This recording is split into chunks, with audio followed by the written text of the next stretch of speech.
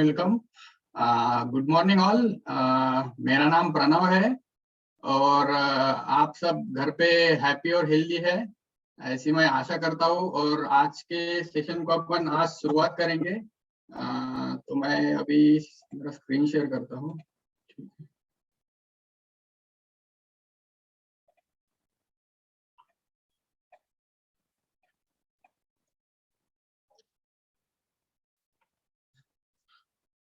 Good morning all. मेरा नाम प्रणव है। बाय बैकग्राउंड में एक आईटी में software engineer as a software engineer काम करता हूँ। बट यहाँ पे आने के लिए मेरे भाई ने मुझे हेल्प की थी। तो उसने पहले वो भी क्लब जाता था, तो फिर उसने मेरे को भी इनवाइट किया और मैंने पहले 20 दिन का क्लींजिंग प्रोग्राम ट्राई किया।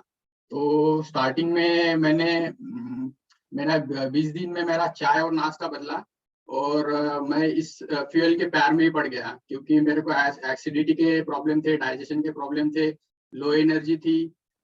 फिर मेरे स्किन देख सकते हो आप इसमें, वो भी बहुत डल थी। फिर मैंने ये चाय नाश्ता अभी 5 महीने मैंने 8 kg वेट गेन किया है। उसके साथ मैंने मेरे फैमिली में भी ये फ्यूल स्टार्ट किया है। जैसे मेरे दादी की शुगर लेवल नॉर्मल रहने में मदद हो गई। मेरे मम्मी का घुटनों का थोड़ा ये था, वात वात का प्रॉब्लम था, तो वो भी सॉल्व होने लगा। मेरे अंकल की एसिडिटी के प्रॉब्लम थे। तो ऐसे बहुत सारे रिजल्ट मेरे फैमिली में आए। तो मैंने बहुत अच्छे से काम करते करते फिर मैंने लोगों को मदद करना भी चालू कर दिया और इससे मेरे को हैप्पीनेस मिलता है। ठीक है, तो ये सब का श्रेय मैं मेरे सुपर वेलनेस कोच धीरज सर और सपना मैम को दूंगा।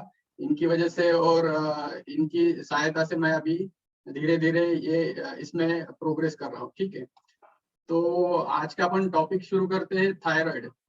तो आज यहाँ पे अभी बहुत सारे लोग नए भी दिख रहे हैं। तो उनके लिए हमारी एक रिक्वेस्ट है कि वो आज ये टॉपिक होने के बाद उनका 9 बजे एक उनके लिए स्पेशल टॉपिक रहेगा। तो आप सब लोग बने रहिए, इसके बाद उनके लिए टॉपिक है अलग से। ठीक है, तो आज का अपन टॉपिक शुरू करते हैं। ठीक है, तो थायराइड माने क्या, मतलब ये थायराइड बहुत से लोग अभी ये टर्म उनके बहुत से regular day to day life में आता है कि थायराइड क्या है, थायराइड क्या है। बट एक्चुअल में थायराइड क्या है वो बहुत से लोगों को पता नहीं है, और उसके अपने बॉडी पे क्या इफेक्ट होता है वो भी पता नहीं है। तो अपन अपने गले में जो एक थायराइड ग्लैंड होता है, ठीक है, वो बटरफ्लाई शेप में रहता है। और वो जो ग्लैंड है वो एक अपने यहाँ पे गले में आप देख सकते हो कि जिनको थायराइड हुआ है वो उसका साइज डिपेंडिंग ऑन कौन से टाइप का थायराइड है उससे कम ज्यादा होते रहता है। तो वो उसका लोकेशन अपने गले में यहाँ पे होता है। वो एक बटरफ्लाई टाइप शेप का होता है। और उसका आप देख सकते हो, ये आप पिक्चर में देख सकते हो कि वो जो है उसके दोनों साइड में लेफ्ट और राइट लोब, ऐसे दो साइड के दो दो लोब रहते हैं। मतलब बटरफ्लाई शेप जो है उसका राइट और लेफ्ट लोब, और वो इथोमस से कनेक्टेड होता है। तो आप यहाँ से उसका एक फ्रंट व्यू भी देख सकते हो और यहाँ से आप बैक व्यू भी देख सकते हो। और वो पीछे से पाइथाइरॉइड ग्लैंड से कनेक्टेड होता है। तो उसका यूजुअल वेट जो होता है वो 20 to 40 ग्राम होता है, और उसका आइडियल जो लेंथ है तो 5 to 3 सेंटीमीटर 5 सेंटीमीटर लेंथ होता है, और विड्थ जो है वो 3 सेंटीमीटर होता है। ठीक है, उसके बाद ये थायराइड ग्लैंड जो है वो किससे बनता है, मतलब उसका एक्चुअल कॉम्बिनेशन किस किस सेल से होता है। एक्चुअली ये थायराइड ग्लैंड जो है वो अपने बटरफ्लाई शेप में फॉलिकल सेल रहता है। ठीक है, जो मल्टीपल फॉलिकल सेल बन के अपना जो थायराइड ग्लैंड है वो बनता है। तो वो जो इसमें जो कंटेंट होते हैं फॉलिकल सेल में, एक फॉलिकुलर सेल और पैराफॉलिकुलर सेल, जो आप पिक्चर में देख सकते हो कि ये ऐसे राउंडेड शेप में होते हैं। जो जो अंदर का पार्ट है वो थायरोग्लोबुलिन है। जो इसके थायरोग्लोबुलिन जो है वो कॉम्बिनेशन, मतलब अभी ये फॉलिकुलर सेल दो टाइप, मतलब थायराइड ग्लैंड बेसिकली तीन टाइप के ये जनरेट करता है। मतलब अभी ये जो फॉलिकुलर सेल है वो आप देख सकते हो कि ये राउंडेड शेप में है, और जो बाहर का पार्ट है रेड रेड वहां पे फॉलिकुलर सेल्स होते हैं। जो थायराइड ग्लैंड है वो 3 टाइप के हार्मोन जनरेट करता है। जो अपन बहुत सारे लोगों ने अभी थायराइड ग्लैंड का रिपोर्ट चेक किया होगा हॉस्पिटल में जाके, तो वहां पे टर्म आता रहेगा T3 T4 TSH TRH, जो अपने को मतलब सिंपल भाषा में समझता नहीं है कि क्या है, तो वो अपन देखेंगे आगे। तो जो ये फॉलिकुलर सेल है वो क्या करता है कि T3 और T4 हार्मोन जनरेट करता है। और पैराफॉलिकुलर सेल जो है वो एक कैल्सिटोनिन नाम का एक हार्मोन जनरेट करता है। जो T3 है वो उसका लॉन्ग फॉर्म आप लिख सकते हो ट्राइआयोडो थायरोनाइन। और जो T4 हार्मोन है उसका थायरोक्सिन, ये उसका लॉन्ग फॉर्म है। मतलब ये जो है ये T3 मतलब क्या है कि वो 3 आयोडीन के मतलब 3 आयोडीन के इससे बना है, उसका मॉलिक्यूलर फॉर्मूला 3 आयोडीन के उसमें कंटेंट है। और T4 जो है उसमें 4 आयोडीन के कंटेंट है। और कैल्सिटोनिन जो है वो एक कैल्शियम का ही एक पार्ट है, जो उसका फंक्शन अपन आगे देख सकते हैं।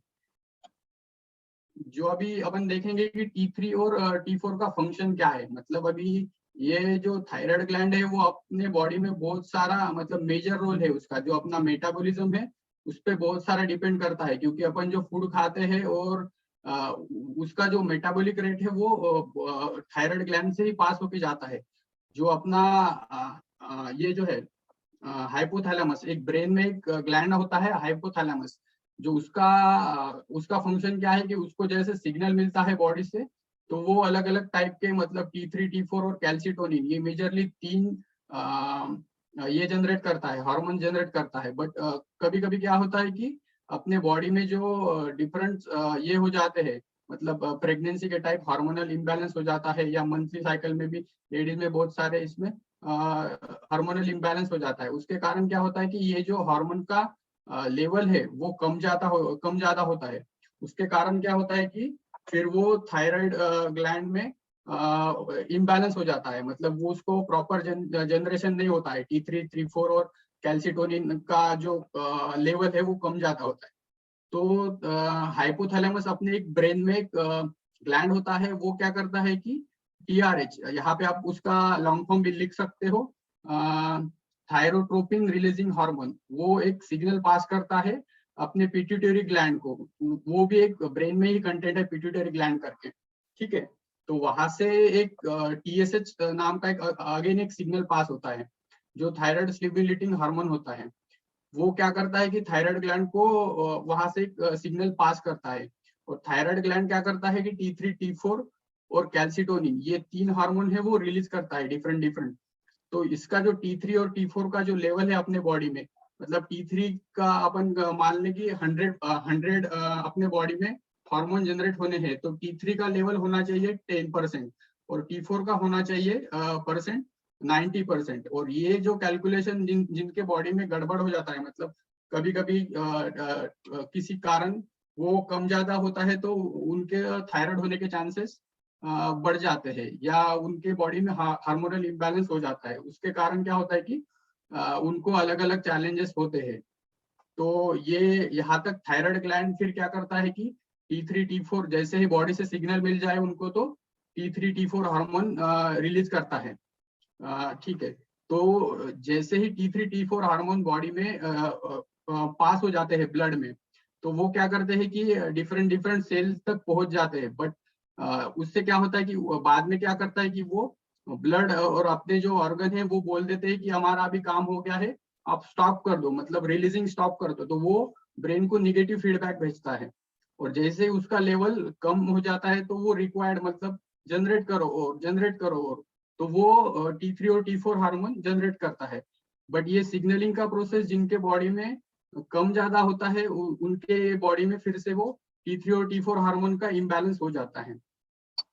तो अभी अगला जो है कैल्सिटोनिन का फंक्शन क्या है, मतलब अपने बॉडी में जो अपन ने T3 और T4 ये तो 2 हार्मोन देख लिए, बट अभी ये अपने बॉडी में कैल्सिटोनिन नाम का भी एक हार्मोन वही थायराइड ग्लैंड ही प्रोड्यूस करता है। तो कैल्सिटोनिन क्या है कि एक 32 अमीनो एसिड का एक हार्मोन है, उसको अपन सी सेल भी बोलते हैं। तो वो क्या करता है कि अपने बॉडी में जो कैल्शियम और फॉस्फेट का लेवल है ब्लड में, वो उसको रेगुलेट करता है, मतलब लेवल मेंटेन करता है। जैसे अपने बॉडी में कभी कभी क्या होता है कि फ्रैक्चर हो जाता है, तो जो बोन में ये जो कैल्सिटोनिन है वो अपने बोन में स्टोर रहता है, मतलब जिसके कारण अपना बोन स्ट्रांग होते हैं। बट ये जिनके बॉडी में कैल्सिटोनिन नाम का हार्मोन कम हो जाता है, जो अभी किधर थोड़ा सा भी किधर एक्सीडेंट हो गया तो उनका बोन जो है वो जल्दी से क्रैक हो जाते हैं। तो ये भी कैल्सिटोनिन अपने बॉडी में मेजर रोल प्ले करता है। तो अभी अपन देखते हैं कि दो टाइप के थायराइड होते हैं, मतलब अपन ने बहुत सारे टाइम अपने जो रिजल्ट्स होते हैं उनमें बहुत टाइम दो टाइप के थायराइड बोलते हैं लोग कि हमको ये हाइपोथायराइडिज्म था, पर हाइपर थायराइडिज्म था। बट एक्चुअल में ये दोनों का मीनिंग क्या है और इसके सिग्निफिकेंस क्या है, ये क्यों होते हैं, वो अपन थोड़ा आगे देखेंगे। मतलब अपने जब रिजल्ट शेयरिंग के टाइम वो बोलते हैं कि मेरा थायराइड के कारण वजन कम था, या मेरा वजन कुछ खाया नहीं तो भी बढ़ रहा था, तो उसका एक्चुअल में मीनिंग क्या है, तो अपन वो थोड़ा ब्रीफली आगे देखेंगे। तो अभी ये जो हाइपोथायराइडिज्म और उसके सिम्टम्स क्या है, मतलब अपने बॉडी में रिक्वायर्ड हार्मोन नहीं बनते हैं, मतलब if the thyroid not produce hormone, तो वो क्या होता है हाइपोथायराइडिज्म, मतलब उनके बॉडी में जो है वो T3 T4 और कैल्सिटोनिन का हार्मोन लेवल कम है। तो उसमें क्या होता है कि अपने बॉडी में मेटाबॉलिक रेट जो है, मतलब चयापचय की क्रिया, वो मेटाबॉलिक रेट स्लो हो जाता है।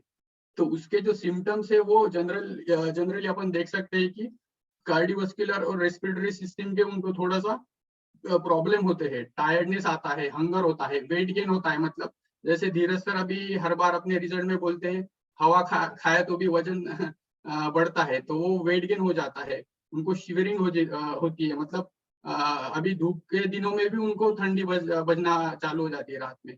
डिप्रेशन आता है, उनका स्किन ड्राई होता है, और महिलाओं में हेवी मेंस्ट्रुएशन ब्लीडिंग भी हो जाता है, कॉन्स्टिपेशन के प्रॉब्लम होते हैं, ड्राई स्किन हो जाता है, उनका मसल भी वीकनेस हो जाता है, और उनका हार्ट रेट भी स्लो हो जाता है। तो ये जो है वो पूरे सिम्टम्स, मतलब ये जनरल सिम्टम्स है, इसमें और कुछ ऐड भी हो सकते हैं, मतलब ये बॉडी टू बॉडी डिफर करता है। तो ये कॉमन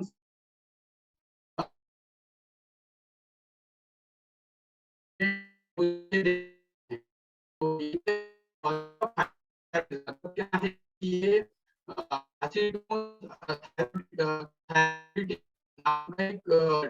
डिसीज है, इनके डिसीज देखा जाता है। तो हाँ, तो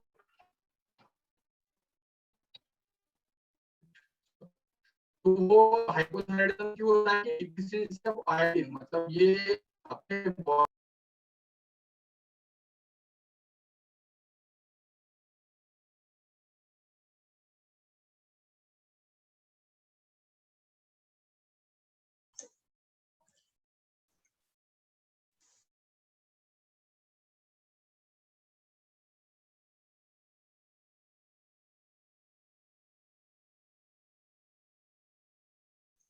तो हमें बने रहना है, थोड़ा सा टेक्निकल इश्यू आया था नेटवर्क का, तुरंत सॉल्व हो जाएगा और सर वापस आ गए।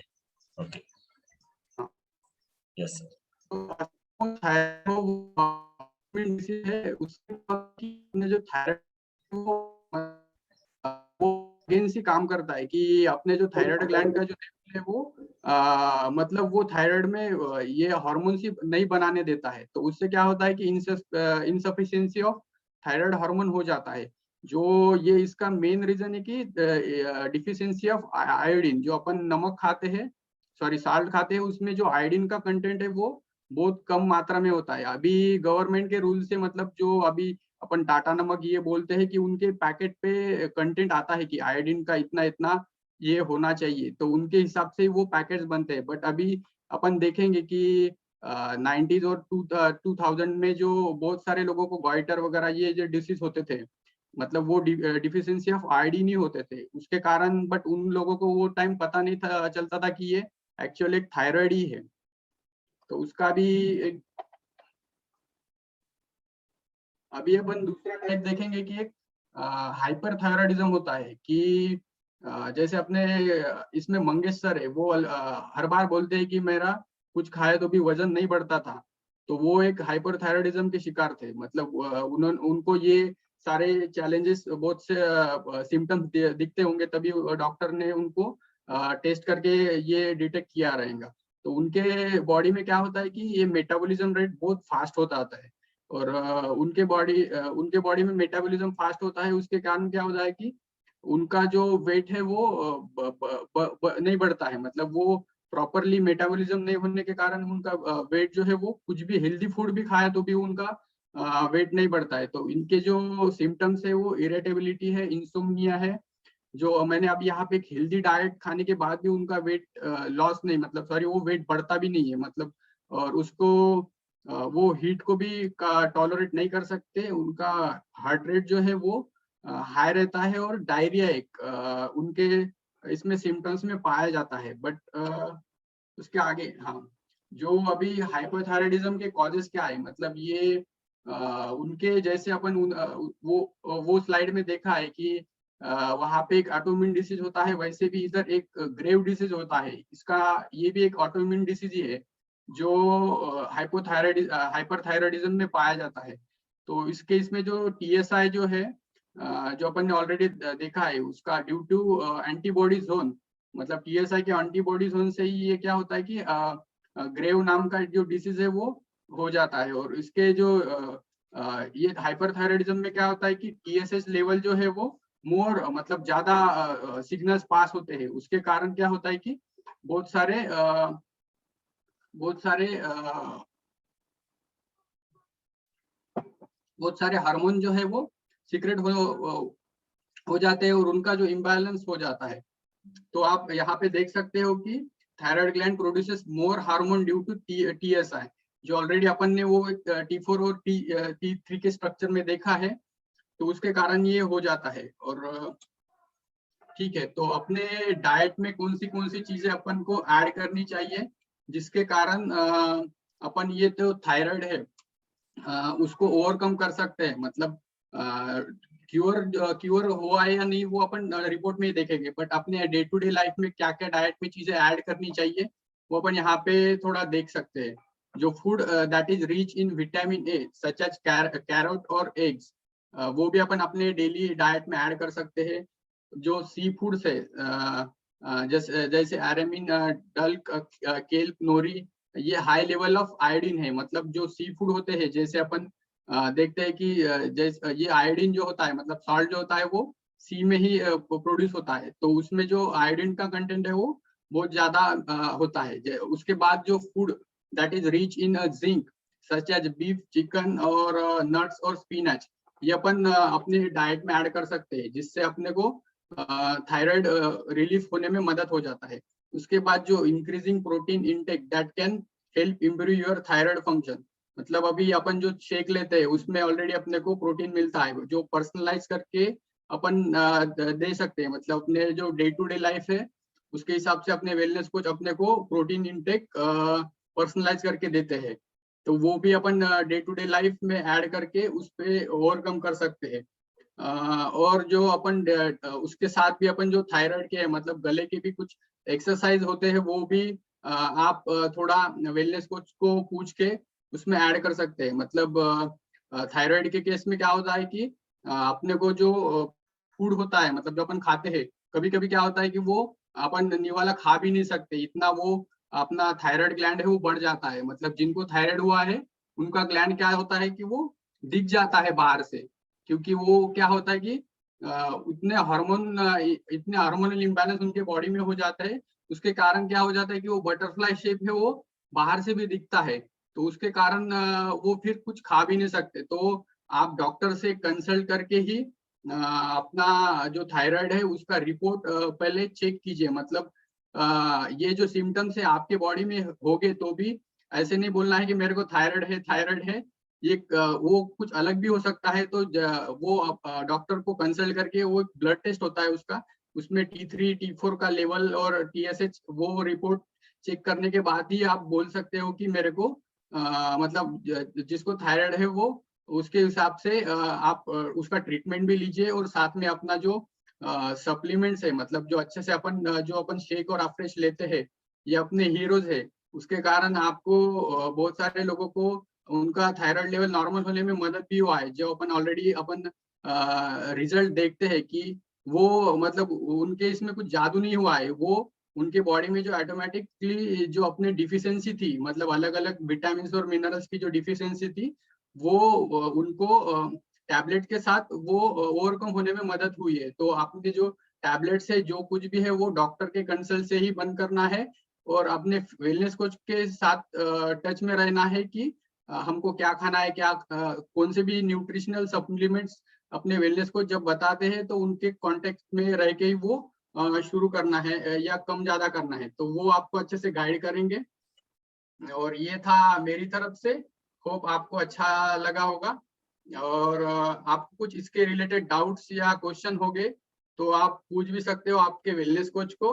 और thank you Dheeraj sir for this opportunity. Over to Dheeraj sir. Thank you sir, thank you very much. बहुत